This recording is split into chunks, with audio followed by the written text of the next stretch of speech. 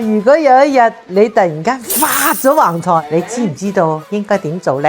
做啱咗，咁你就真係發咗啦；做錯咗就難講啦。如果有一日你真係賺咗大錢，以下呢9件事情呢，就請你務必要做到。第一，收聲。發咗橫財，欣喜若狂係可以理解嘅，但係務必要做到守口如瓶。包括你嘅父母同埋兄弟姊妹。第二，還債咯，橫財到咗，必須就要將外邊欠嘅債快啲嗱臨還咗佢。唔好問點解，照做就啱啦。記住唔好一次性全部還噃，要分期分批咁去還，你識㗎。第三就係紮根啊，大錢嚟咗一定要守得住，留得住。想守住財就要錢生錢，等嗰啲錢生根啊，唔好急住使錢噃，過個1年半載再慢慢講。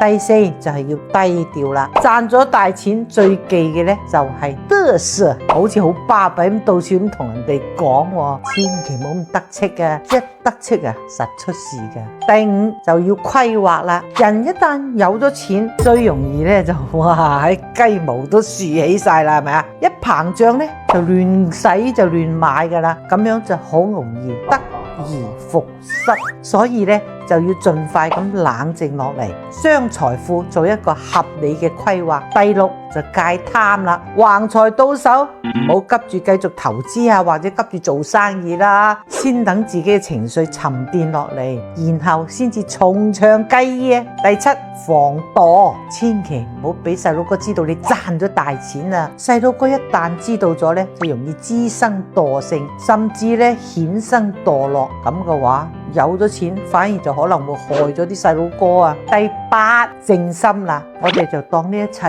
冇發生過一樣，錢安，家人亦都安。第九就係接納啦，大多數數據呢都會將八姑呢條視頻推送俾你㗎，係因為你嘅財源將至啊！請一定要點讚收藏，並且轉發俾你嘅屋企人，相信你哋一定會用得上嘅。恭喜發財！